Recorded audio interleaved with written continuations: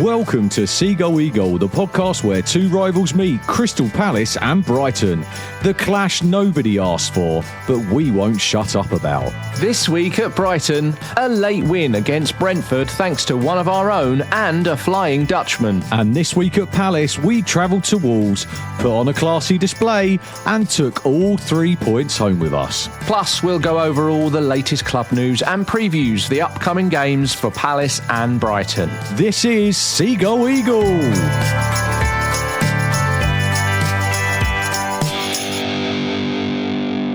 Hello, Andy. Neil, how are you? Yeah, I'm all right, actually. Thank you very much for asking. How about you, sir? I'm very well, thank you. Back off from your little travels that you've had? Yeah, I've been out in the snow. Been out to, is it Lapland, is that right? I've been to see the big man. How was he? Was he all right? He was all right. He said... Roy Hodgson, you mean, yeah? Yeah, very good. No, he said I was still on the right list. It's all good, mate, all good. Back home now and caught up on all the football news. So looking forward to going through it all this evening. Yeah, I am too. I mean, look at both of us, a little bit smug, both of us with 3 points. It's a nice feeling, isn't it? I think more so. Look at the league table. It's. I mean, we're both getting nosebleeds right now, aren't we? It's a bit much, isn't it? I mean, there's so many points on offer from every team at the moment. It's so tight, but still, it's a nice feeling, especially yesterday when the games actually ended and Brighton, I think, were fifth. You were what, fourth? Fourth, yeah. Yeah, exactly. It's a nice feeling, absolutely. And mate, a third of the season gone now, right? Because I know, like, we were joking, and I was obviously joking with you about 5 or 6 podcasts ago when we were sat there in the top 6, and you were like, yeah, wait and see. And obviously, we are now a third of the way through that season officially, a fair point, mate. right? Fair point. So you look at a third of the way through the season. Generally speaking, the people that are up there remain up there or thereabouts. Yeah. There doesn't tend to be too many dramatic changes. So I know, obviously, Christmas is probably the next indicator, isn't it? Yes, because there's so many games, I suppose. But you're right, though, Neil, because one game can take you from 5th to about 13th or 14th, like 3 points. There's not much in it, really. No, absolutely. I mean, I tend to not worry too much about the table. I try not to get too overexcited because it doesn't really matter until we get to about May, does it? But says to the man who just told me where you were in the league. Just saying. Right, where should we start? I think we should start with your game because obviously at half-time I was looking forward to this podcast. At full-time, not so much. Tell us all about it. It was the archetypal game of two halves. It really was. Let me just start by saying a few things about the lineup before I get into the actual game. Because did he play the same team? Well, I think he tried. Okay. So we had one slight injury. In the middle of the week, apparently, Lewis Dunk had a bit of an injury with his heel. Although there were conflicting reports that he either had a heel injury or he had sickness. So who knows? But there were a few different people for different reasons saying that essentially he couldn't start. He wasn't quite 100%, but he was on the bench. Oh, I hope he healed soon. Well, he did because he came on at half-time. It's fine. Okay. But what it did mean that obviously there was therefore one enforced change. Boscagli came in for Lewis Dunk. His Premier League debut. I was going to say he hasn't played yet, has he? Well, he's played in the Cup, but no, you're right. He hasn't played in the Premier League. So it was his first few minutes at all in any Premier League game. So I was looking forward to seeing him play. Okay. I think a lot of people have been wanting to see what he's made of. The other good bits of news were that both Gruder and Jack Hinshelwood returned to the bench. And that made a big difference in the sense of quality from a bench point of view. So the other thing obviously to note was that Herzler himself was suspended from the touchline due to Palace fanatics last week, I should say. Why is it their problem? What? Well, because okay. He got booked his final booking to get a suspension against Palace. Right. Okay. So the other 2 yellow cards that he got are irrelevant. No, totally irrelevant. Andy, I don't know what you're talking about. Okay. I'll be honest. I did enjoy seeing him in the stands there. It was quite funny. And also, obviously, he sat in the stands, and it was what was it? I think there's an interesting stat about this game. Right. Because he made history becoming the youngest manager to reach 50 Premier League games at the age of 32 and 269 days. But obviously, because he was a naughty boy, he had to sit in the stands and do that. I find those sorts of things weird, though, those sorts of stats, because it's like well, yeah, he's the youngest Premier League manager. So there's always going to be the next stat that says he's the youngest too. And it's like, well, yeah, obviously, because he is the youngest. So. Well, yeah, but I mean, let's be honest, mate, reaching 50 Premier League games, it isn't a prerequisite, is it? No, so that's a very good point. People don't even reach 5 games sometimes. So I think 50 Premier League games at the age of 32. I still think it's absolutely outstanding and astonishing that you've got players in your squad that are older than him. It still just blows my mind. So fair play to him. No, okay, fair enough. Well, congratulations, Fabian Hürzeler, for getting to 50 Premier League games. So we get to the first half of the game, and I think the first half reminded me a lot of the Manchester United game earlier in the season when we went to Old Trafford. Okay. It was a really frustrating watch, that first half. We started off the first 5-6 minutes, as we always do. We had a little bright spark, that little burst of energy, and I thought, oh, maybe. But no, the passing was really poor in the first half. We didn't really make many breakthroughs into the Brentford box. It was the same old really that we've seen before this season, which is, possession, got the ball, moving it around a little bit, nothing really up front, not penetrating in any way. But that's what Brentford do though, right? Do you remember when we spoke about the Palace game and it was like, it's proper annoying to watch against Brentford because they don't let you through. They win the aerial duels. They're great in the air. I think we described them as the BFG, didn't we? It was like they're a mad team to play against in that respect. They're doing all right, So going into this game, because there wasn't much between us, as I said last week. So I knew it was going to be tough, but I don't think it was all down to Brentford. I think a lot of it was down to us and just the way we were like. Right at the beginning of the season, as I said before, I felt like every little pass was just slightly off, not quite matching up. And it felt like that again, Andy. And that's a real frustration when you're watching it, especially Pleased to hear it. Well, I think there's something I probably should say, which is, I suppose you have to consider the fact that Brighton started this game without Hürzeler on the touchline and without their captain as well. And I think that probably does have an effect a little bit, when you're first starting out on the game, trying to work out what to do, how to do, and what the opposition are doing and all that sort of thing. But then there's the other piece of information that you normally throw at me, which is that, Brighton don't particularly tend to be them best selves in their first half of a game. They really don't. So I'll be honest. I mean, I've sat here and listened to this quite a few times now. It's Groundhog Day. It really is. It's first half not great, got through it unscathed, or maybe not too badly damaged, I guess. And then second half got it over the line. Not got away with it because you always do so much better in the second half. Yeah, no, totally it's almost true. Like you just take a little bit too long to warm up. But I think you're right. No, I think you're right. I think the only highlights really I would say for the first half were Minte was always the bright spark. I think Buscaglia actually made quite a few good passes, looked good. I think because he's naturally left-footed, there was a different way of playing slightly. You're not sort of looking for the defender to sort of be awkwardly moving around onto his right when he's on the left-hand side like that. So I think he played pretty well for his first Premier League game. Having said that, I think it will take him a little time to adjust to the pace and the power of the game, especially coming from, I think it happens a lot with any Dutch player that comes from the Dutch league. I think it does take them a little while to get used to things. Going back to what you said about Minte, though, I do like watching him. I really like watching him, he's so exciting, and that his runs and the skills and it feels like he's got that talent, but he also does do the pass. He does do that final ball. I think in some instances he passed it to the wrong person. Well, I think you're right. I think that when you watch highlights of Minte, I think it's like, wow, this is a hell of a player. I think don't ask me to watch the whole game. Well, that's my point though. When you see a whole game of him, you see just how many times he's not quite with it, not quite on the right same wavelength maybe as another player or whatever.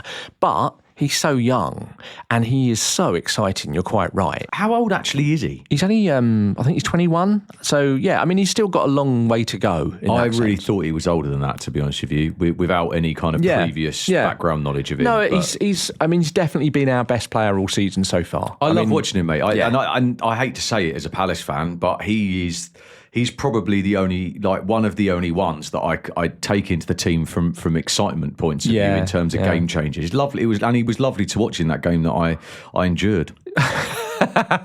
Well, to be honest, I felt like I was enduring the first half. I think the only highlight of the whole first half, or low light from a Brighton point of view, was obviously the penalty to Brentford. So, quick ball through, I think it was Thiago who sort of got hold of the ball, passed it through to, an on-running Ouattara who was steaming into the penalty box. And, I mean, Carlos Baleba, where do I start? So he's done the hard work of realising there's a runner, getting over there. You know what I mean? Like, he's done all of that. Yeah. And then the choice of going to ground on a soaking wet ground and having to, I don't know, just the concept of, the mentality of what's going through your brain at that point.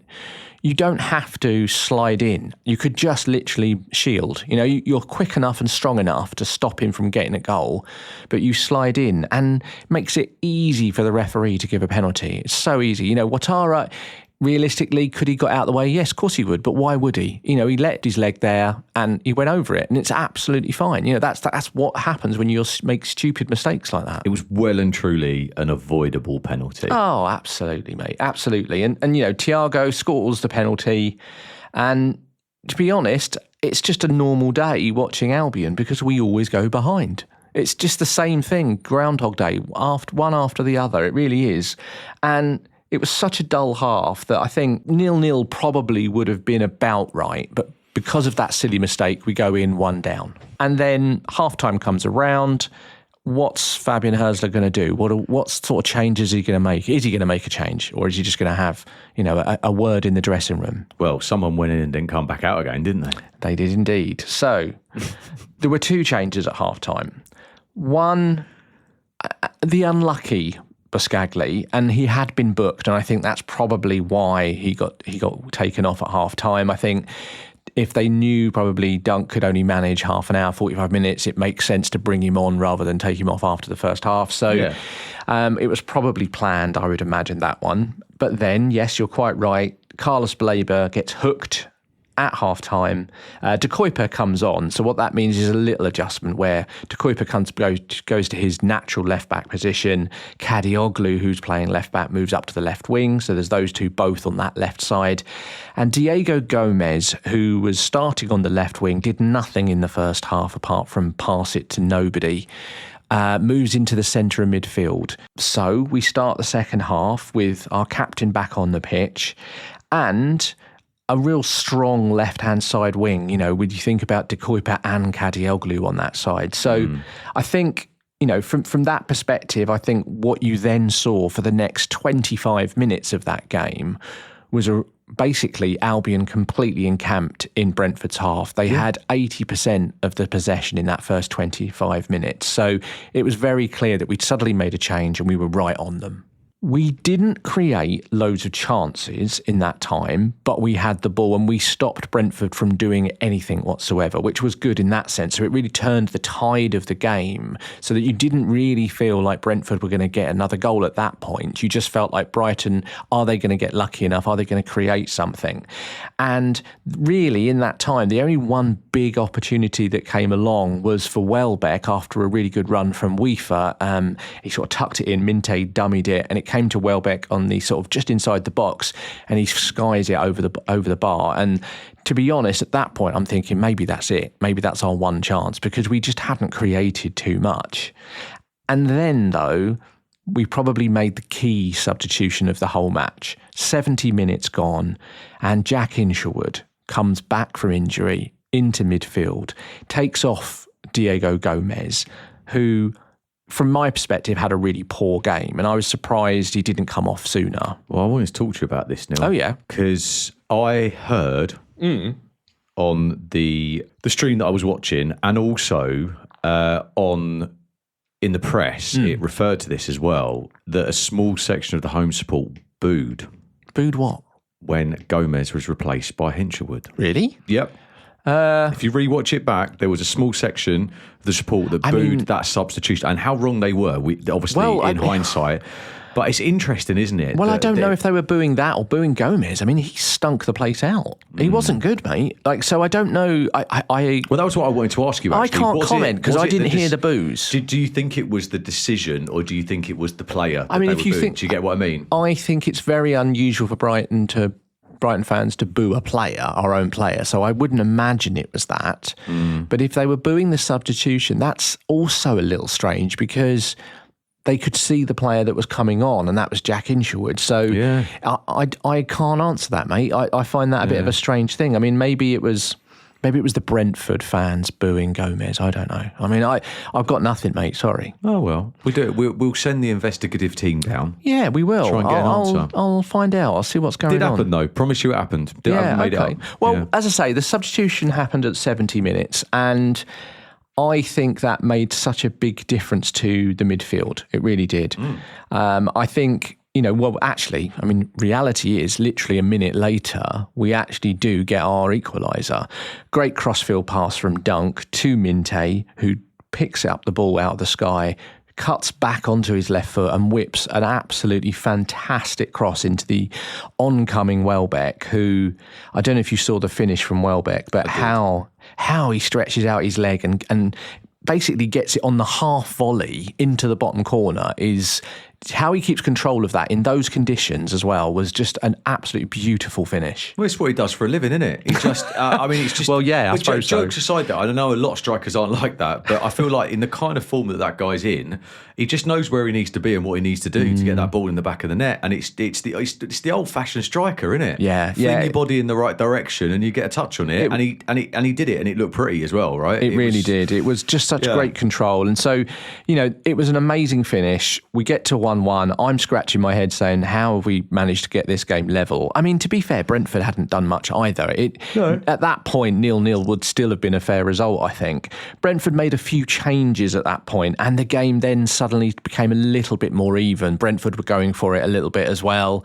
Again, not thousands of chances, but it was much more a battle between the two teams rather than what it had been in that first 25 minutes of the second half.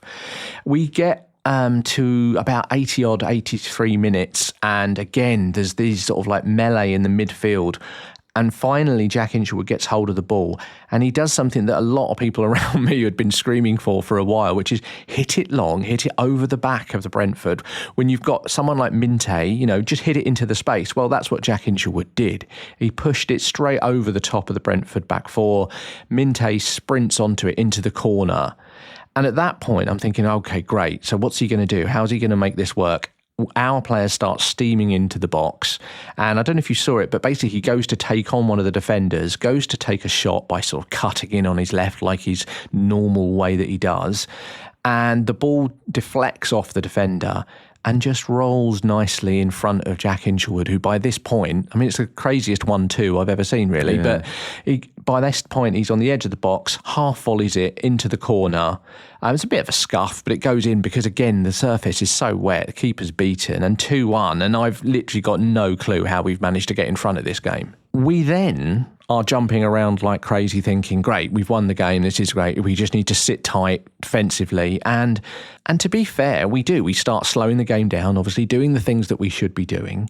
And it gets to 90th minute. We make a couple more changes. And I think one of the people that come on is, who was it? It was Gruder. It was Gruder that came on, and Veltman at the same time. So we really tried to defensively secure that lead. And we get to the 90th minute, injury time. I think they said 5 or 6 minutes on the clock. And I'm thinking, okay, well, look, as long as we don't do anything silly here, we'll be fine. Well,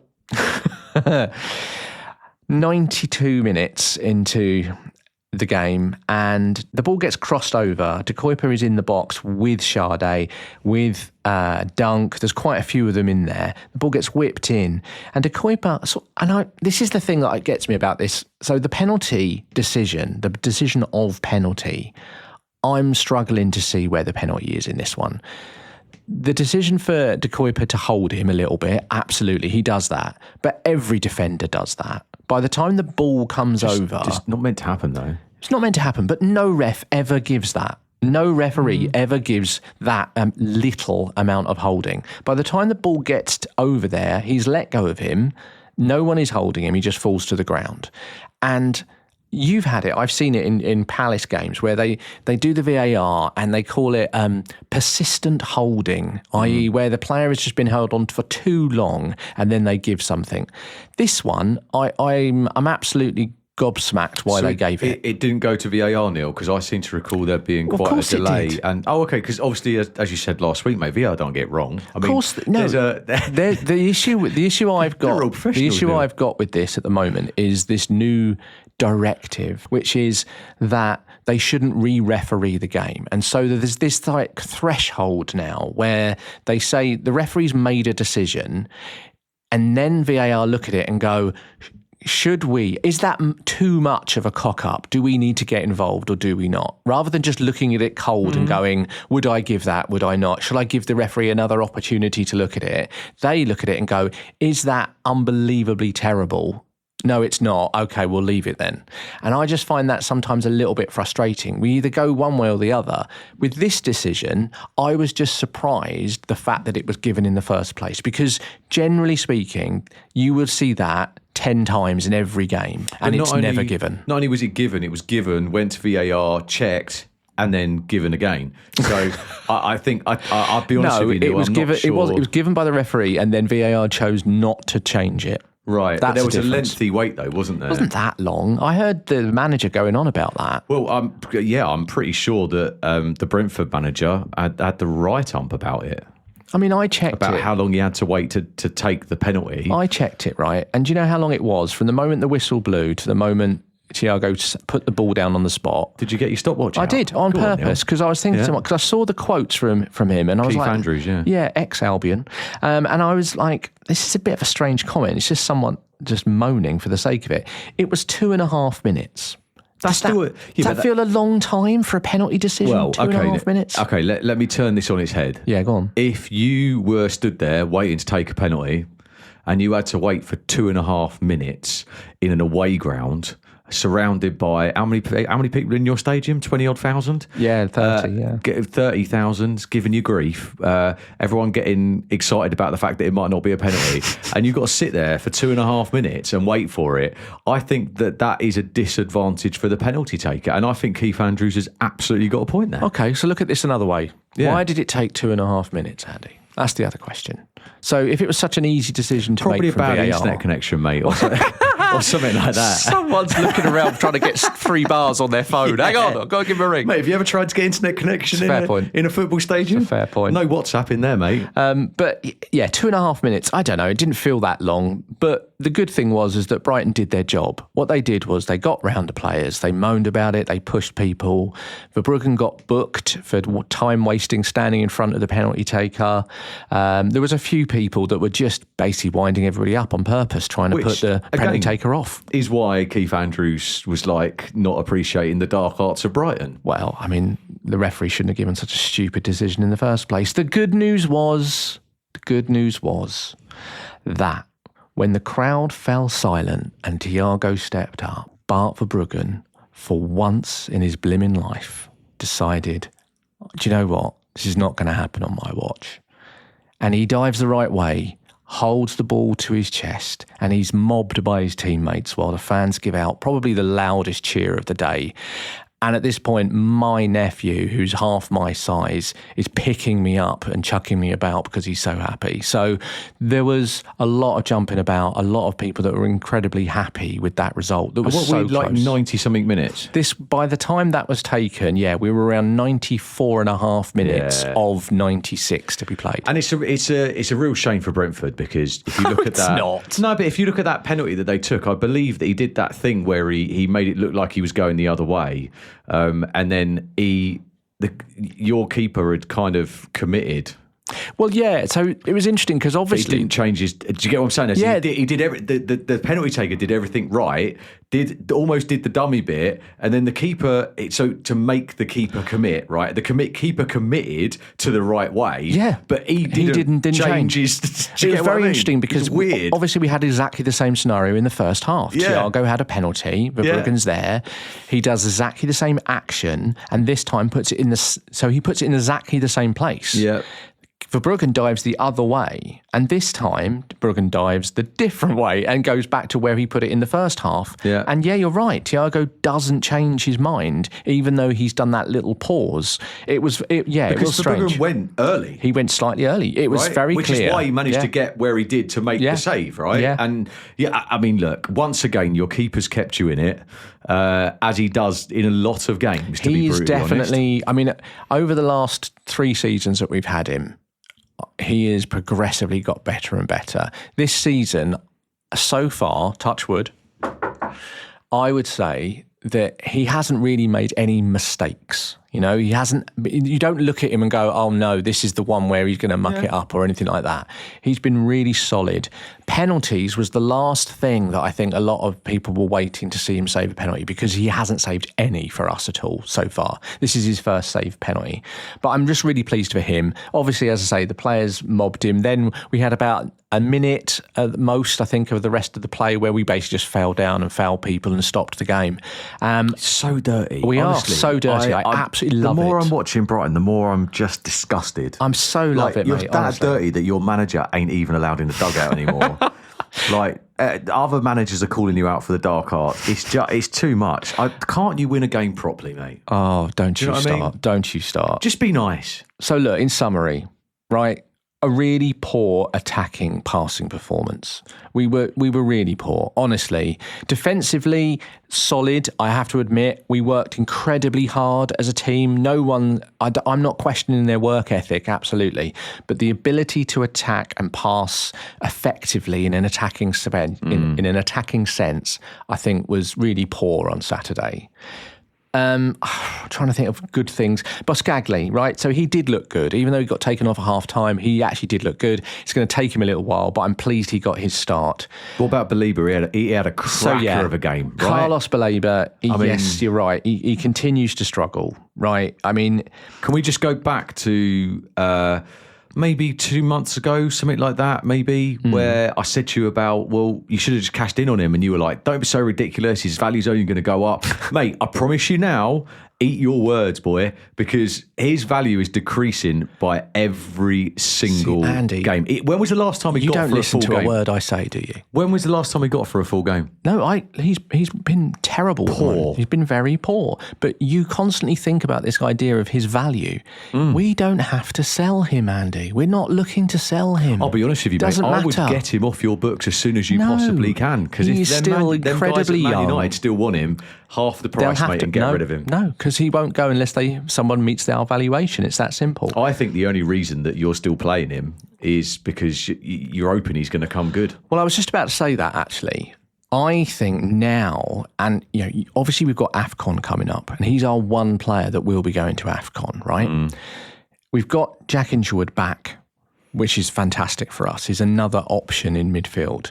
We've now got Veltman back, fit, who's another option at right back. So there is an opportunity now to see Weaver, to see Hinchelwood in those midfield roles, whereas we were a little bit thin on the ground, which is probably why Baleba was constantly playing.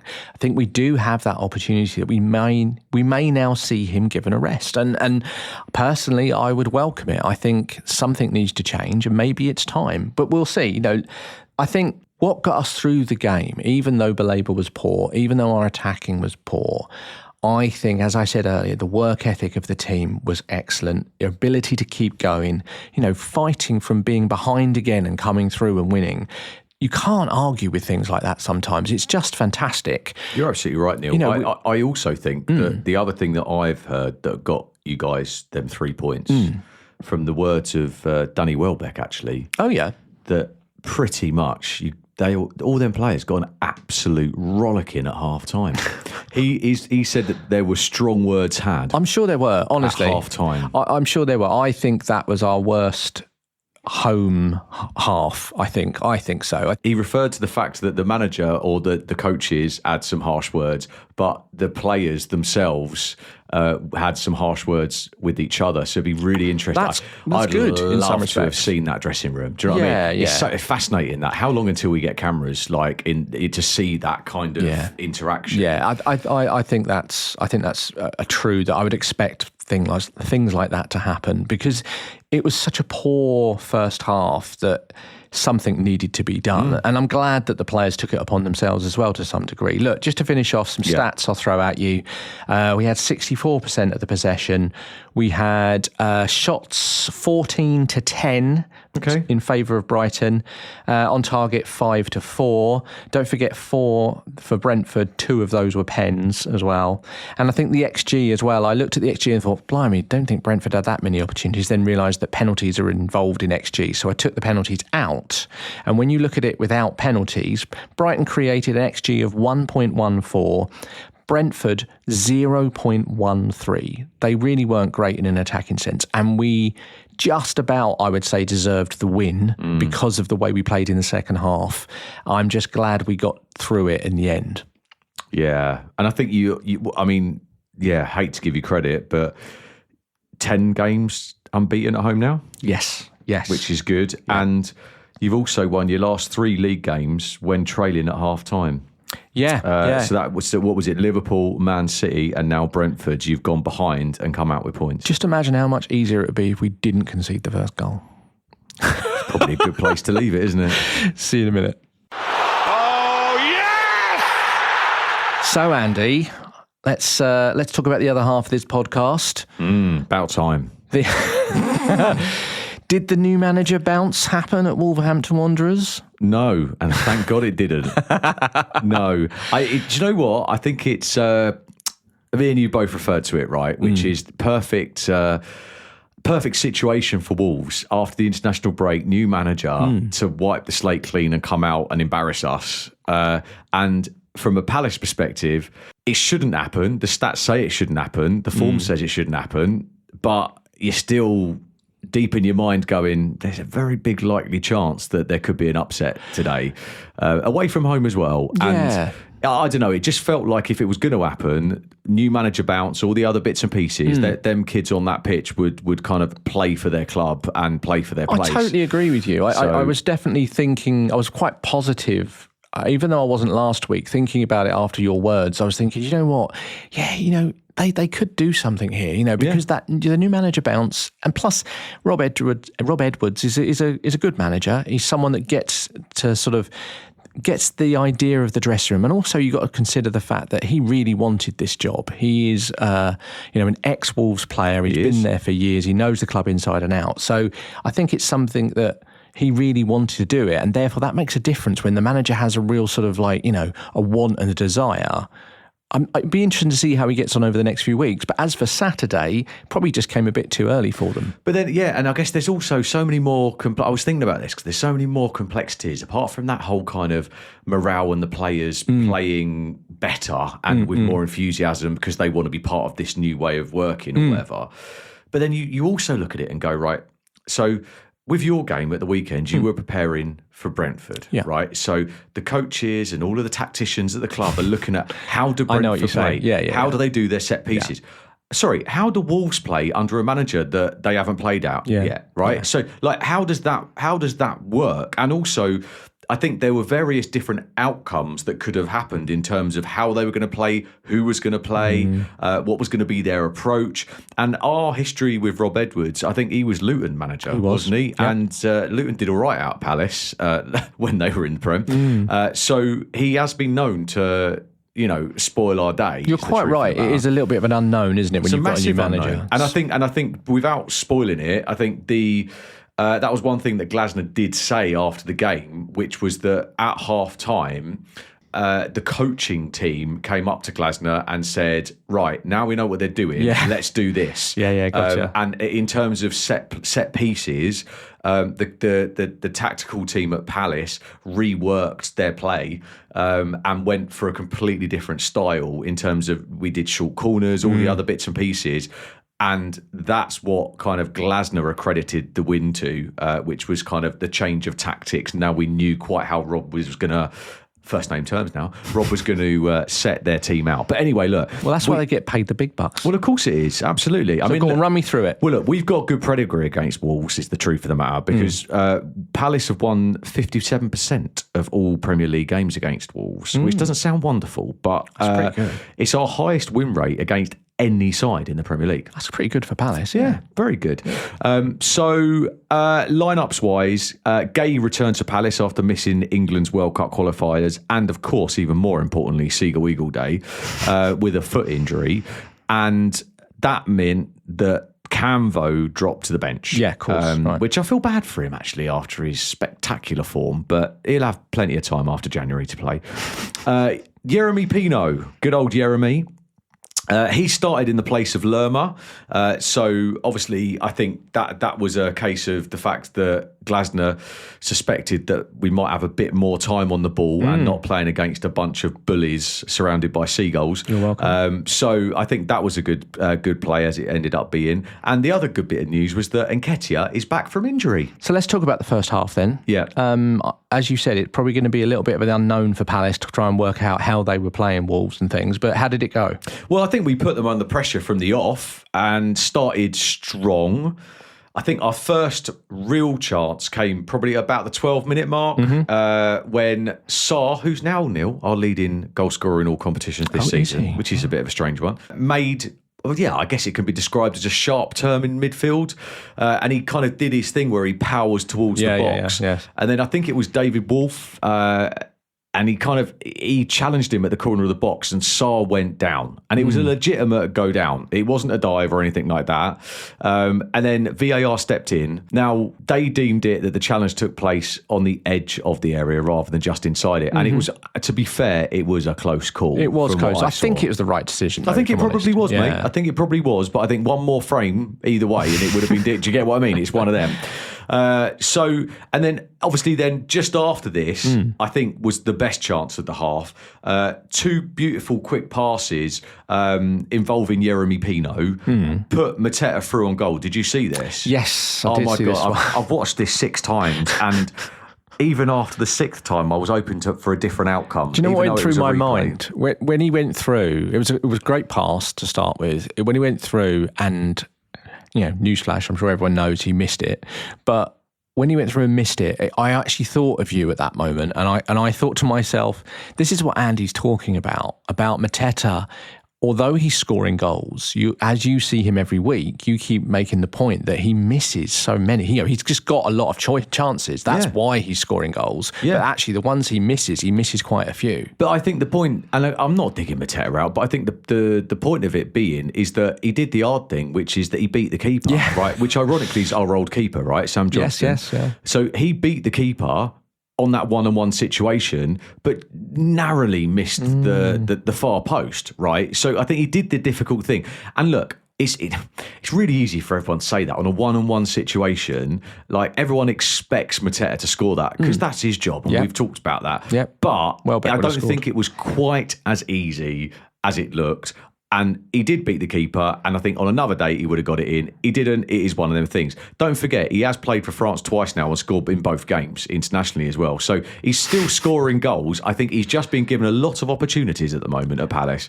Anyway, so after that happening, then Kamada, pretty much immediately after that, had a superb volley saved by Johnson. Did you see this one? Because this one got me off my seat. Yeah. Johnston, tipped it round the right-hand post. And to be honest, I thought that was a superb save. It was a good save. I mean, it was just a strong hand to do that and not let it dribble out and go somewhere else. That was a very good, strong hand from Johnson. And I felt so sorry for Kamada, because that would have been a cracking goal. That would have been a really nice one.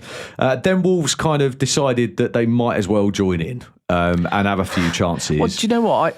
I thought they did well. Like, in comparison to how terrible they've been this season, they did at least look like they were going to have a go. Yeah, they did, but I don't think it was anything good enough to kind of beat Henderson. They did force him into a couple of saves in that bit. And then the rest of the first half from there, to be honest with you, was pretty much all Palace, getting the ball into strong positions, but just kind of that same old story, which is like no final ball. All the great build up, even the classy moves, the 1-2s, and you're like, oh, we're slicing them open.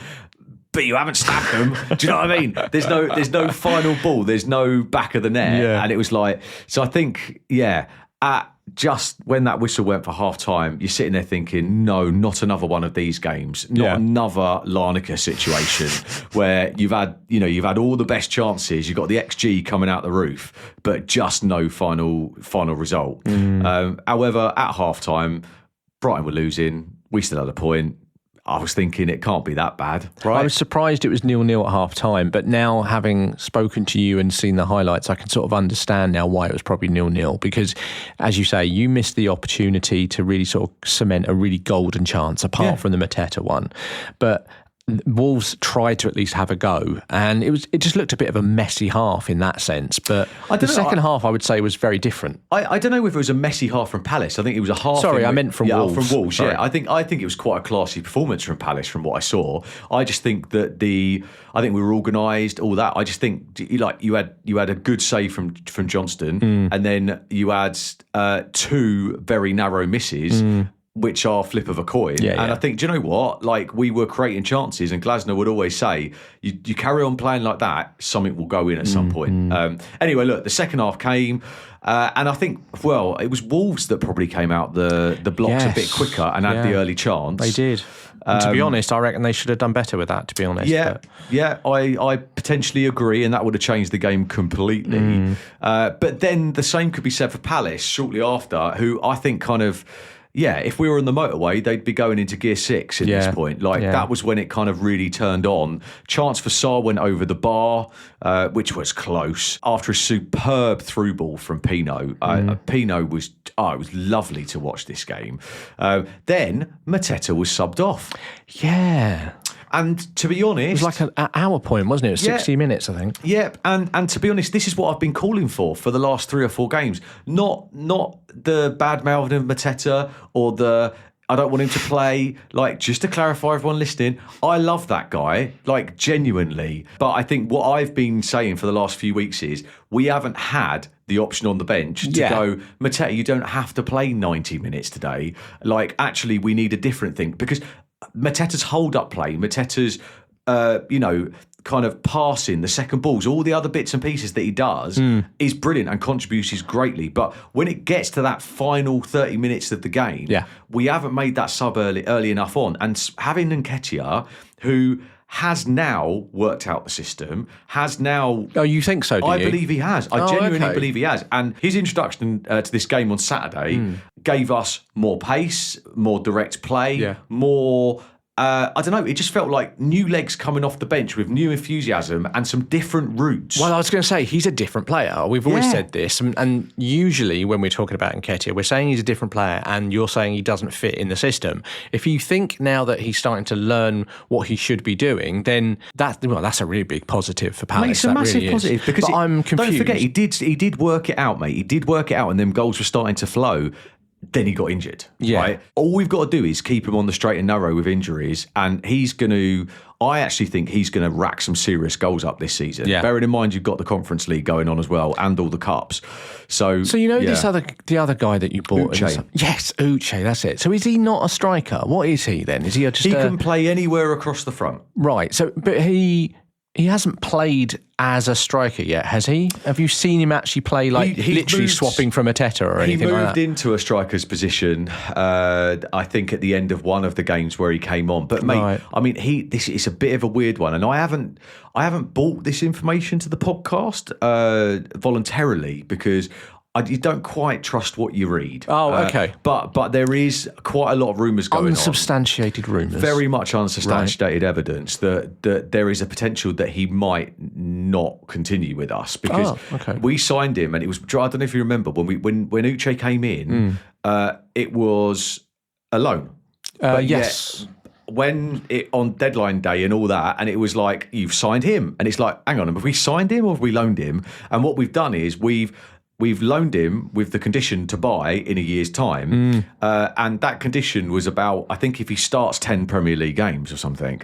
And he's only had 3 or 4 appearances in the last few minutes. Yeah, and I think, bless him, the last home game that I went to, he was sat there, fully stripped off in his kit, like stood next to Glasner at 92 minutes, and then he sat back down again because he didn't manage to get on, because he left it too late to bring him on. So I don't think that Glasner feels like he can bring Mateta off and bring him on, or I wouldn't be surprised if we managed to get some other people in Jan, that whether he would move on or Palace would try and kind of do something. I trust Glasner implicitly, right? But I do feel like the guy ain't been given a chance. I would have liked to have seen him, start one of the cup games and been given a real opportunity, because when I have seen him on that pitch, he's got the power, he's got a bit of skill. It's just a strange one for me. Mate. Yeah, it's a strange one. In 20 minutes. As an outsider, like seeing a new signing like that, and I've only seen a few minutes of him, but the fact that he's not been playing, it just made me sort of question it. Anyway, look, we're digressing, and I apologise for taking you off course there. So it's still 0-0. We're getting to about the hour mark now. What happens next? Walton plays a short corner. Oh, yes. Like I was talking about. So we changed it all up. Walton played a short corner to Pino. He shoots, it takes a deflection, lands for Muniz.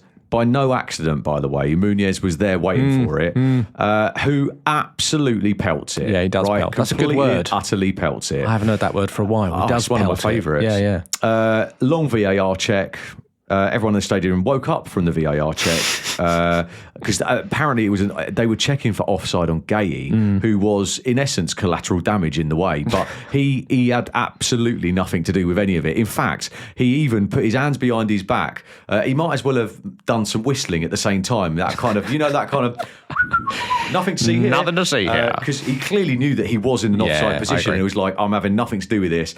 He was purely a spectator. Luckily, VAR realised that he was a spectator, and the goal stood. And Muniz did a wonderful celebration, because obviously Muniz left his international duty at the weekend because a close friend passed away. Oh, really? So he actually he attended the funeral. So he left the Colombia game. Oh, how sad. It was in the media. It was reported for personal reasons, and obviously no one really quite knew what was going on. If I'm honest, I wasn't actually expecting to see him in this game. No, of course not. Personal reasons normally means you're out for a bit. He's turned up, played, and obviously when he scored, he pulled his T-shirt up, and whatever it said on the T-shirt was in reference to his friend, which was lovely. Wow. So there we go. What wasn't lovely about Muniz's international break was that he did mention about the fact that he dreamed of playing for teams like Real Madrid, Barcelona, and Man United. I think all that headering of the ball has affected him over the years.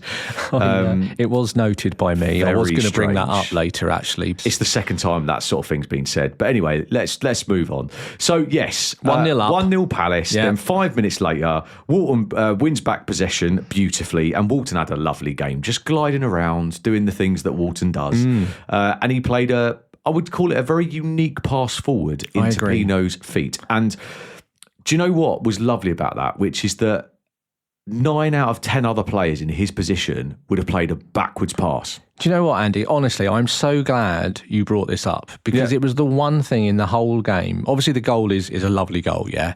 And everyone's going to be talking about a fantastic finish from Pino, quite rightly. Yeah. But that pass from Walton, I made a note of it because I wanted to talk about it.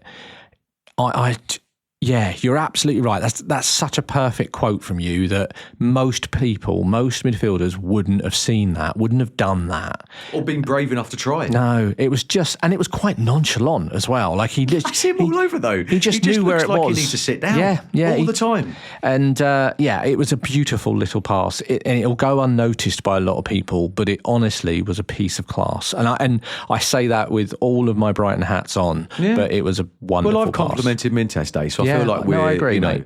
And let's not forget, Walton's doing it for England now, right? So I wouldn't say he's doing it for England. I don't think he actually played well against Albania the other game. I think he found himself a bit lost, but I'm hopeful that he'll stay in the squad and get his confidence up. His time will come. Yeah, I agree. He's too good to miss out. Yeah, but obviously with that pass, obviously Pino picks it up. Yeah. And I tell you what I loved about this, it was the fact that Pino didn't look at the goal. The goalposts don't move, mate. Well, no, but they don't. But you need to be aware of where you are, right? And that's the point, which is that he'd already... I watched it and I played it back and I watched it again because it was such a good goal. And I was like, let's have a look at the technique.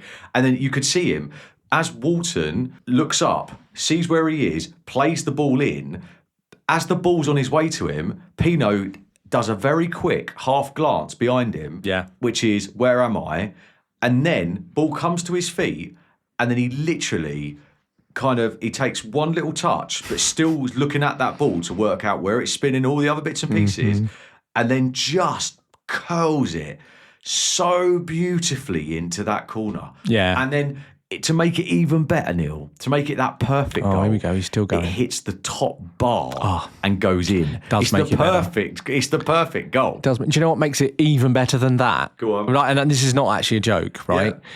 Some of those goals, they're great goals, all these types of things where you have a curling shot and all that, but it makes it even better when it's the side where you've got the camera behind the player as he does it. So the camera sees exactly what it does. Yeah. When it's on the other side and he's curling it from the other side of the pitch, you wouldn't see that curl. You'd see it as a great shot and stuff, but you wouldn't feel it. So when you see it as a camera behind the ball like that, you watch it curl, you watch it go in, it makes it so much better. And you're quite right, hitting the crossbar, just little sprinkles on top of the icing. You get the sound as well, didn't you? Yeah.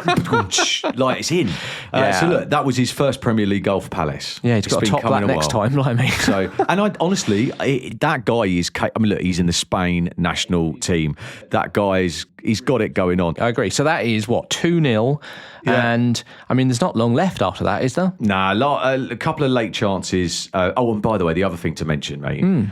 Did you see Glasner's celebration? I did. Literally made me piss. Honestly, he's like a dancing dad, isn't he? He's funniest so thing. Awkward. But it didn't look awkward until he nearly slid over, and then he styled it brilliantly again. And I just love his, that kind of like, face. Well, it's the instant excitement, then the sudden realisation that I'm a manager and I need to calm down for a second. It's funny. And that I nearly stacked it. Like, brilliant. I mean, just brilliant. And that just shows his passion for the game. It's wonderful. So, yeah, look, a few late chances from Wolves in the last 10 minutes. Yeah, they tried to give it a go, to be fair to them. And I think the one note with Lacroix kind of making this brilliant sliding block. Oh, yeah, Hwang, wasn't it? It was his last effort. Like, that was quite good. Love that name. Hwang. It was a really good effort. And obviously, Lacroix just kind of put his body on the line again, which was brilliant. So, really, really good game. I thought it was a classy performance from us, I think is the truth. So far, right, I think you look at it, it's another clean sheet for Palace, down to what I would describe as another defensive masterclass from our guys. Yeah. And if you have a look at the Opta stats, right, for best one-to-one tackles. Best one-on-one tackles. Right, in terms of success rate. Right. So they opt to do a percentage. Okay. Best one-on-one tackle success rate for this year so far. Yeah. Within the top 5, there are 3 Palace players in position 1, 2, and 3 for that stat. Really? Okay. Lacroix is top of that at 87%. Let me just take a moment. Wow, 87% one-on-one, his one-on-ones. So you're one-on-one with an attacker going through on goal, whatever it is, 87% of the time, he wins that tackle. Wow. That's insane. That is insane, especially when everyone really talks about how great Mark Guehi is as a defender and stuff. Is he on that list? He's second with 81.5%. Wow, okay. Right. So the guy that we got 2 of your back 3 are like on one-on-one side. Well, that's a great stat, mate. That is a great stat. And then it gets better. Oh, yeah, because you said there's another one. Tyreek Mitchell's third. He's third. With 80%. The actual top 3 of the... Wow. Yeah, that is a good stat, mate. And then you've got, what is it? Kenny Tete? Oh, yeah, from Fulham, yeah. He's on 78.8%. Yeah. And then you've got Polinia on 77.8%. Yeah, so I could imagine him getting... Yeah, wow, that's amazing. 87%, though, that's... Mate, it's genuinely insane. Yeah. But I think, and that is why, Glasner talks about this whole clean sheets win championships thing. Yeah. And it's like, with that system and the trust, man, the trust of you got these 3 players here. I mean, what does Chris Richards think about this? I mean, he's the only guy being left out. I mean, he'd be gutted. What I haven't seen is position 6th below, because I'm sure he must be in that top 10. He must be, because he's had an absolute stormer of a season. But you think about that, where these players themselves, Neil, end up in the opposite box attacking half the time anyway. So in order for this whole system to work, they need to win the one-on-ones. Yeah, right. No, you're absolutely right. That does exactly point out what this stat means, because that's the style you're playing. Exactly. Yeah, and yeah. it's lovely to see. I'm sure there's plenty of other league tables where we're not top 3, but I've picked the one that we are, and I'm going to celebrate that. So look, 2-0 against Wolves, right? What are your main takeaways for this game? How do you think, when you look at it in the cold light of day now, what are you most happy about? I'm happy that we avoided the banana skin, mate. Yeah, fair point. Okay. Do you know what I mean? Like, we played an unknown entity. Yeah. I guess is probably the best way to describe it. Yeah, albeit, and I'm not bigging up the fact that we've just beaten the bottom team who are yet to win a game. By the way, the only team in the top 7 tiers yet to win a game. Yeah. So, like, we can't overplay this. But look, it's another clean sheet. It's away from home. It was a banana skin, as I said, and truthfully, my biggest takeaway from it was that it was, as I've used the word 3 times now, I think, it was a classy performance from us, mate. We looked good. I think Pino has had his chance to shine, and we've seen what he is capable of, which was lovely. Another really strong performance from the defensive lot. Nketiah came on and had a great game. We ended the day in 4th. As we stand now, we're in 5th because of Villa. Yeah, so right in this moment, there's only one more team that plays that could possibly change places with Palace and Brighton, and that's Man United, who play the Monday night game. But currently, Palace, 20 points, 5th position. Yeah. Brighton, 19 points, 6th position. If Man United win, then we'll both drop down 1, basically. But still. But we've got them next anyway, so that's all right. Do you know what I mean? We'll do them over. Well, that's the thing. It's like, still, even in that situation, to be, even if it turns out the worst, 6th and 7th in the Premier League after 12 games, as you quite rightly pointed out earlier, a third of the way through. Mate, it's not a bad place to be. And do you know what? Like, you were giving me a little bit of grief, but you looked at the stats in terms of our Premier League form, right? And you were quite right. We've had a dip because of the European games. Yeah. However, let's just take another little moment just to kind of finish this all off, right? So we're sat 5th in the table, 1 place above Brighton, 1 point in it, I think, right? So not much there.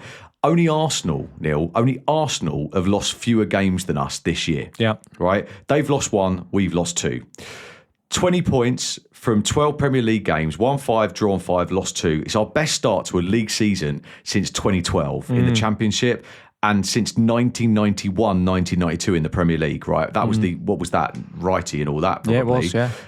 And we've lost just 2 of our last 18 Premier League games, won 7, drawn 9, and kept 3 clean sheets in a row for the first time since October 23. Like, it is, I use the terminology nosebleed, right? But it is, mate. You are so excited about this, aren't you? I just don't feel like it's real, mate. I don't feel like it's real. We're playing Strasbourg in the Conference League on Thursday. Mate. It's not real, because you know what's going to happen, don't you? What, we're going to win the Conference League and end up in the Champions League? Well, maybe. I don't think that's how it works. By winning the Conference League, no, you get in the league. We're going to get in the Champions League. You won't do both. You won't do both. I'll take a bet with you now that you won't win the Conference League and finish in the Champions League positions. But I think my point being, though, is that currently, sitting as a Palace fan, you're in the Champions League positions, you're playing in Europe, and you've got the best team that you've ever witnessed in your lifetime. Mate, I don't disagree. Cannot believe my luck. I don't disagree with you. I can understand why you're so happy, but I can't see it lasting. I really can't. And do you know what? I don't give an absolute flying however long it lasts. The fact of the matter is that right now I'm in the moment and I'm enjoying it while it lasts, because, Neil, it never lasts forever. Does it? No. Enjoy it while it lasts. Well, that's the point. I'm going to enjoy it while it lasts. It's a lesson for life, mate. And do you know what? I'm going to rock up to Selhurst Park next week and watch Palace have a go at Man United. Hopefully, long may it continue.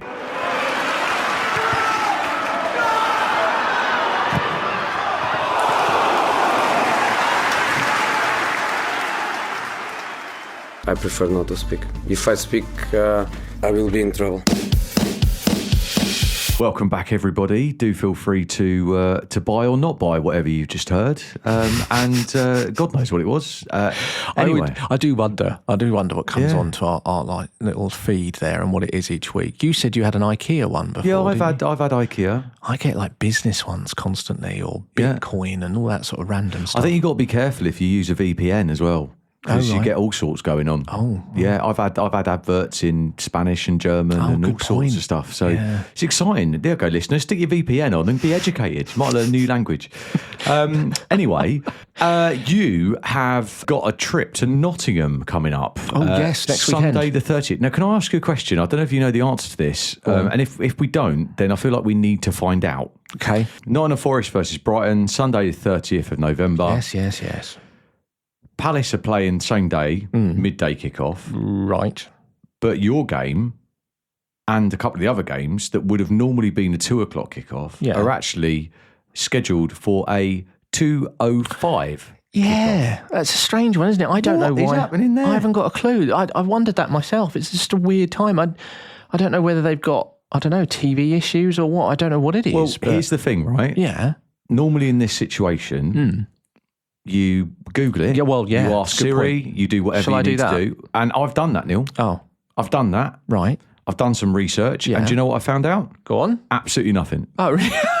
Absolutely, honestly, brilliant. Not a single shred of information has come my way. First time the internet's been useless for us. It's let me down. It's let me down. In this age of AI, ChatGPT, all the other things that you might use to get the wrong information, I have come up with nothing. So, listeners, why on earth is the Brighton kickoff at 2:05? Do you think maybe that, I don't know, the ref for that game's gone, can't do 2:00, 2:05? I've got my nails to do. I don't know. Yeah, that's a good point. Yeah, anyone knows, please message in to us. Please let us know, either on X, Facebook, the normal places. And that's not just us going, I actually want to know. Someone tell me, please. Okay, fair enough. Yeah, good question, mate. Anyway, that's not really what this was all about. It wasn't, we need to find out. Tell us about what you think is going to happen in that game. So, Forest, are they a threat to you?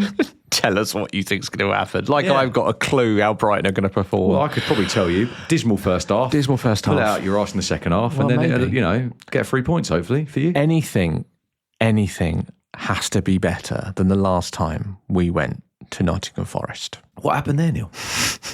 What was your last game? So last season we went to see Nottingham Forest, and Fabian Hrzler, in his wisdom, when he was relatively wet behind the ears in the Premier League, decided to play one midfielder. And I mean literally one midfielder. I think it was a 4-1-5 or something ridiculous like that. It was an absolute crazy formation where we didn't have many fit midfielders, so he decided just literally to play one. Okay. 2 number 10s, a striker, 2 wingers, all this sort of stuff. And if you remember, Andy, I'm sure you do as you're smirking at me, we lost 7-0. I mean, no one saw that coming, did they? But do you know what, though? Looking at it in a little bit more of a positive, and I know it's a very kind of... You with your positive spin. No, it's a very simplified statement I'm about to make. But given your recent upturn in playing Crystal Palace, where you managed to, get a point or whatever out of us, which is, historically under Glasner... has been a bit of a tricky approach for you. With Forest playing, kind of a bit of a tricky style like that, something would tell me that you would go into this with a little bit more confidence, given the fact you've got a fit squad. You've worked out how to play against certain oppositions. I mean, you're not wrong. I obviously am going into this feeling a bit better, mainly because Hrzler himself has obviously clearly developed as a manager and starts to understand how things are going. Plus, he's only just physically developed. I mean, it weren't that long ago since his voice dropped. Stop it. And also, the other side of it, unless something really terrible happens over this week, we've got some midfielders. So that's always a good start as well. So obviously, I don't think that's going to happen again. But I'm just pointing out that the last time we went, it was an absolute disaster. Now, this Nottingham Forest... you could argue is a slightly different animal than it was last season with Nuno. They were absolutely on a high. 3-0. Well, I was just about to say that. Now, obviously they've had a bad run and they're in a bad position, but their last 5 games, they've won 2 and drawn 1. And those last 3 games are the 2 wins and the 1 draw. So they are literally at the point where you can see the upturn. You can see Mr. Dyche has done the Dyche effect, and they are hard to beat, and they are starting to score goals. I mean, Saturday's game against Liverpool was an absolute perfect masterclass as to how to play against Liverpool. Very much so. They were fantastic. So there is one thing that is in your favour here. Yeah, go on then, mate. I'm sure you probably already worked this out. But on Thursday night at 8 o'clock, Forest are playing the mighty Malmo.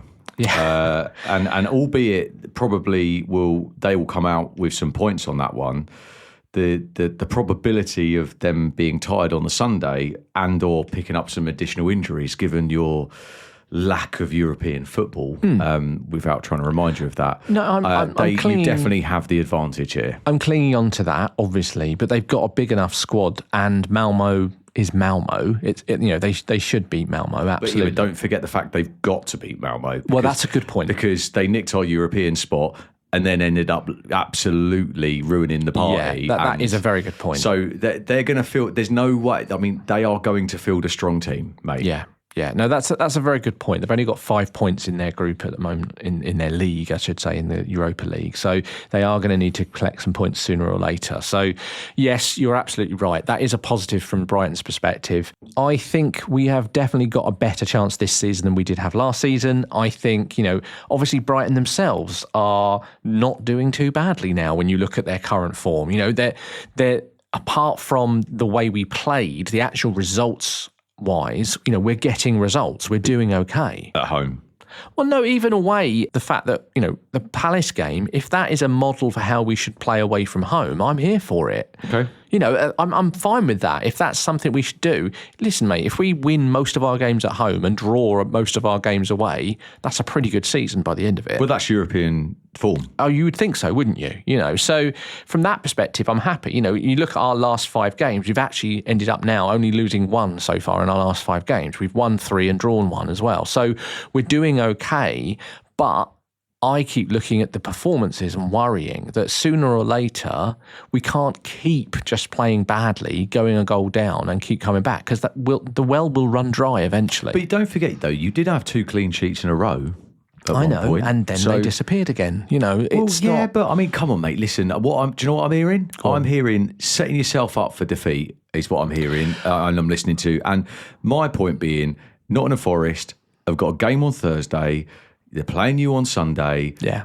You should be beating Forest. I suppose when I look at it honestly, mate, that I think anyone that supports a team, you gain confidence from seeing your team perform well. And that's where you come with confidence and go, do you know what? I think we'll beat this lot. I think we'll beat that lot. But I can't do that. I can't see a game, every game, where we play that well. So the fact that we won against Brentford is great, but actually we didn't play great. So we're still going into this game with bad form in some respects, but it's after the international break, a week on, and hopefully we'll pull something out of the bag. We've got a whole week to prep for it, mate. Yeah, exactly. So ultimately, I am hoping for a win.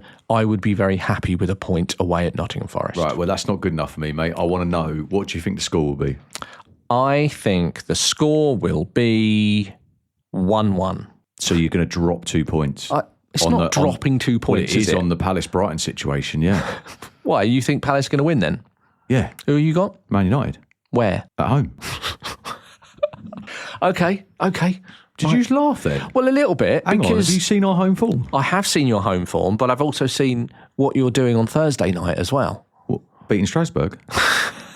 We'll get to that in a minute. Okay, so you think on Sunday you're playing Man United, you think you'll win? Yeah. So I'm not going to laugh at that, actually. I shouldn't laugh at that because... Well, it's too late. You already have. All right, well, look, I'll take it back. All right. Against Manchester United, on paper, in the Premier League, you've definitely got a chance. I completely agree with you. Don't forget this poor guy who hasn't cut his hair in 10 years. Man United are on the up. Man United are definitely on the up. They are unbeaten in their last 5 games. They have won 3, drawn 2. They've got Everton Monday night. That could be the next game. If they win that is a bit of a run that Man United are on. Plus, they will overtake both of us and then sit in 5th position in the league. No, mate, I'm dealing with facts. They're sat in 10th. They're sat in 10th. Okay. And we beat them 2-0 away from home last time. It's the last time we played them. They're coming at home to Palace, and let's be right. Okay, I always have to do, because don't forget, I've got imposter syndrome a little bit at the moment. Yeah. I know outwardly I'm like, yeah, we're going to win, but like I've got imposter syndrome because I'm not used to the stats being on my side. Okay, right? Do you get where I'm coming from here? Yeah. And as Man U, do you think, honestly speaking, forget the Brighton rivalry? Yeah. Do you think Man United will be looking forward to going to Selhurst Park next Sunday? I don't think anyone looks forward to going to Selhurst Park. This is what I mean. Even the Palace fans. Shut up. No, I think... Look, of course, it's a tough place to go. I just think that Man United, with a week to prepare, and the formation that they play, and the fact that they are coming into some sort of form, and the fact that, as we know, Palace are going to come into that having been very tired, having to travel to France, play a very good Strasbourg side. I just think there is an opportunity, if you're going to catch Palace, it will be this weekend. That's my opinion. That is their opportunity. I just think that, I think at home, I think we'll find a way with Man United. Okay, so what's your score prediction? 2-1. I think clean sheet out the window, but I think 2-1. Okay. And I think there'll be some drama. I think it'll be a boring 0-0 again. Well, we always know that my score predictions mean absolutely goals. squat. So... Well, look, yeah, that's the Premier League done. Forget that. Let's move on, or almost move back in some respects, because I think there's a more important game for you lot to play on Thursday night, as we just started talking about. Talk to me. Conference League is probably the biggest game in your Conference League fixture list, isn't it? Oh, not probably, definitely. Yeah, they are the team of substance. Yeah, I agree. They are a good side. Plus, they've got a lot of good backing from, obviously, they're a member of Blue Co, which is a multi-club ownership, Andy. I don't know if you know what that means, but... It's Chelsea in disguise, isn't it? It really is Chelsea in disguise. Yes, exactly that. And so they have a lot of really good young players. They have a very good manager. They've got some good experienced players as well, to be fair. Yeah, fair point. I mean, good manager, though. Ex-Brighton. Yeah, he is. He absolutely is. And, go on then, talk to me. Do you want the what we've done in this situation? Because obviously it's a new thing for Palace, right? This whole Europe thing.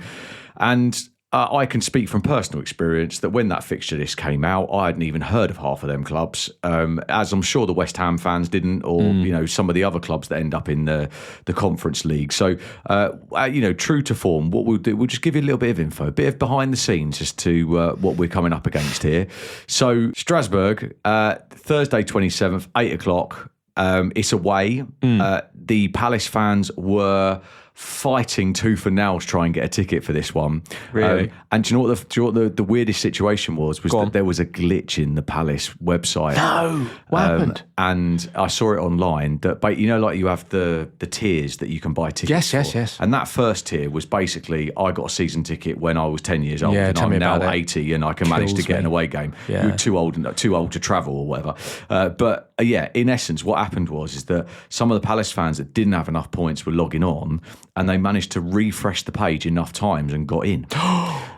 Scandal. There's been a lot of uproar about that, but so in essence, there were people jumped the queue in that respect, right. And it's meant that a lot of Palace fans that would have normally have gone are still going but can't get a ticket. So I think there's going to be a lot of diehard Palace fans watching in local bars and things like that. It was a dream. I would have loved to have gone to this, Neil. I really would, but I haven't got enough points. Fair enough. But anyway, look, they're sat 7th in the Conference League. They got 7 points. They've won 2, drawn 1. They've got a +2 goal difference. They've beaten, here we go. I'm looking forward to this. Yeah, BK Häcken 2-1, which is the Swedish league. Obviously. They've beaten they've beaten Jagiellonia, which is why are you laughing at pronunciation? That is spot on. That's Polish. Yeah, it's Polish. In fact, they didn't beat them; they drew with them. Right. In the Polish league. Right. And then you've got Slovan Bratislava. Well done. Perfectly pronounced. Almost. Yeah. 2-1, which is obviously the Slovak league. Yes. So they're a point above Palace, who are sat in 9th. Obviously, we've won 2, and we had the slip up with Larnaca. So, what are they doing in the domestic league? Well, look, they're sat 4th in the French League 1. and they're 8 points behind PSG, right? Their last 5 games, they've won 2 and lost 3. Yes, they've dropped out a little bit because actually they were doing even better at the beginning of the season. They've had a little bit of a blip. That made me feel better because I wasn't expecting that when I was researching it earlier. Yeah, absolutely. And I think even when you look at the Conference League as well in their position, as you just pointed out, it's. I was expecting them just to romp that, if I'm honest. Well, mate, they drew with Jagiellonia. Well, that's actually the pronunciation. I got it out then. Yeah. Well done. Thank you. And so I was surprised when I actually did look at the table and realised how low down they were. I mean, there's still plenty of time to go and all that sort of stuff. Did you note though that 2-1, 1-1, 2-1? They've let a goal in every game. Yes. So there's no clean sheets there either. You obviously know their manager. Yes. Liam Rosenior, yes, who obviously played for, he was at Brighton more recently as one of our youth academy managers as well. And I remember him talking before he went and got his senior job at Hull. He was on the TV at a Brighton game as one of the pundits, and he was talking. And it was when we had De Zerbi around, and he was talking absolutely glowingly about the fact that he'd spent time at Brighton with De Zerbi, just trying to understand what he think and how genius he was, and all this sort of stuff. And he struck me then as someone who's an absolutely brilliant communicator, understands the game well, and is clearly driven. And I think he's a really promising manager. I would not be surprised if he ends up being a Brighton manager at some point in the near future. So you think someone's going to go the opposite way from Chelsea? Yes, I do. Interesting. I do. I think of all the people, I think Liam Rosenior could be a Brighton manager very soon. Okay, nice one. Here's an interesting situation that I've been thinking about this game. And, because I don't know, there's this whole kind of outwardly facing world of football where it's like, it's the big old world of football, shiny, glossy. You don't think too much about it. You just accept it for what it is. And then you start thinking into what happens day to day? How does that decision get made? Or how do they set up like that? Right. And I was thinking to myself the other day, Ben Chilwell, right? Ben Chilwell, yeah. He was on loan at Palace last season from Chelsea. Yes. Ben Chilwell is in the starting lineup at Strasbourg. Yes. So do you reckon? Where's this going? Well, I'll just get this image, right? Of Right, yeah. I don't know, you're at the training ground at Strasbourg, right? They're all having a lovely time. Bonjour. Exactly. So, Yep. bonjour, they're sat having lunch, probably some nice cheese, some nice baguette. bread. Yeah. I mean, not stereotyping, No. but that is true. Boisson. Nice cheese, whatever it would be. Ben sat there having a chat with his mates, right? And then the manager's like, Ben, un momento. That's Spanish. So it's like, Ben, can you come over here for me, mate? And I reckon Liam Rosenior's English, he'll just say. All right, yeah. All right. Oi, Ben, over here. And then Ben's like, mate, I'm eating my cheese. No, can you come over here for a sec? And he's like, and then Ben walks away from his cheese and he's like, I know where this is going. He gets dragged into the office and then Liam's like that. Right, Ben, listen, you spent 6 months at Palace last year. Yes, right. Right. I want you to tell me everything. And Ben's like, mate, it's trade secrets. Like, do I have to do this? Do I have to? And then, so he's like, right, set pieces. Do you reckon that actually happens? Yes. I reckon to a point that happens. I bet the players hate it, right? Well, I think... That's their mates as well, isn't No, it? I don't think that. I think the players hate it because it embarrasses them because they stand there and go, I don't remember. I think half of them don't even take notice. But do you know what I mean, though? Isn't of it all interesting? the things to hear on this pod, I never thought I'd hear the sentence, Ben, leave your cheese. Yeah. Yeah. That wasn't what I was expecting or where that conversation but these was sort going. of things fascinate me, mate. They fascinate me because I have this at work, right? We have people that work for competiters. Oh, that yeah, come it over happens to all of us. Yeah, And then absolutely. I'm like, tell me about this. Tell And me they're about- like, yeah. they're like, nice weather today. And then and it's Really? like, I would imagine that the players probably like, I don't know, you're talking about your mate who you went clubbing with like 6 months ago, and then now you're trying to find out how bad he is at football or whatever. Interesting, isn't it? I think the lower down the leagues you go, I think that does still happen. Yeah. I absolutely think that. I think the level that we're at now, we're talking about with Premier League and Liga, the size of the clubs we're talking about, they probably don't need to have those conversations because they've got everything inside out already. But it's never, I just think lower leagues, I think that probably still does happen, mate. Absolutely. There's no resources Ben there. Chilwell will know how Glasner will set that team up Absolutely. and what instructions he would be given. Yep. I mean, the only great thing is that Ben Chilwell truthfully didn't really play for Palace that much. He was on the bench. I think the other thing to consider is that when it comes specifically to Palace, there aren't really any surprises because you know who's going to play, you know how they're going to play. That's not the issue. It's stopping them is the issue. Yeah, but I guess it's the philosophy, isn't it? It's the why do we do what we do and what do we do in certain situations, and it's the set piece plays. That's the bit that I think. That's fair. That's a good point. That's the bit that I think is the inwards thing. That is a very but anyway, good point. we won't worry about that. So come on then. It's that time again. Right. Okay. What do you think? I think, given the fact that this is a team of substance. Oh, by the way, their nickname. Do you want to hear their nickname? Go on. Le Bleu en Blanc. So the blue and white. Yeah. Right, brilliant. They could have come up with something better than that. Well, yeah, I mean, it sounds great in French, but it's literally just blue and white. Yeah, move on. Yeah. Anyway, I think that they are a club of substance, right? They've won all of the French trophies, right? They've got the treble in that respect in their trophy cabinet. This is Andy trying to rev it up to make them sound even better than they are. Yeah. Oh, mate, I mean, look, their stadiums hosted the World Cup. Oh, my God, Andy. They're What's a big happening? team. They're a big team. Prediction. Mate, we're going to smash them 2-1. Smash them 2-1. Is that a smash? Yeah, because the one that they're going to score is going to be soft. Right. Okay. It's going to be a nice performance. Trust me, I do believe, look, truthfully, you look at it and go, we've got these 6 games, right? Yeah. And I think that we can't afford to lose 2 out of the 6 because then you're in that lottery as to, like, you're probably going to qualify, but you're going to get the tougher draw, all the other. Yeah. And obviously, I think we're going into that period where we've got all these games. Yeah. This is the second game out of God knows how many before Christmas.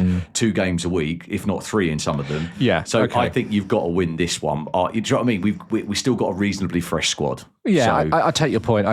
But I mean, knowing that this is the hardest game in the Conference League that you're going to play currently, you know, in the league stage.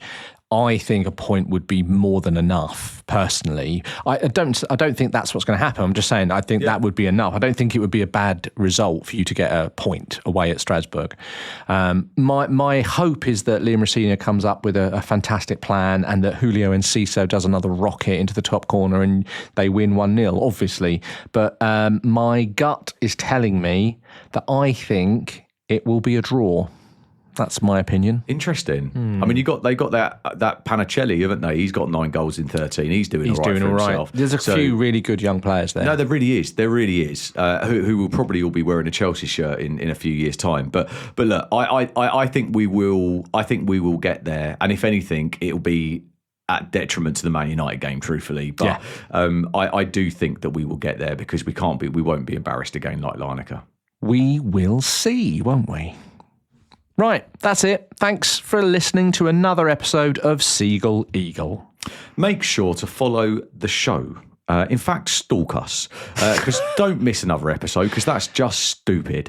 We'll be back next week to review Forest Brighton, Palace Man United, and of course, Palace's Conference League game with Strasbourg. And you can find us on TikTok, Instagram, Facebook and X. Just search Seagull Eagle and get that conversation started. Message us, honestly, we won't bite.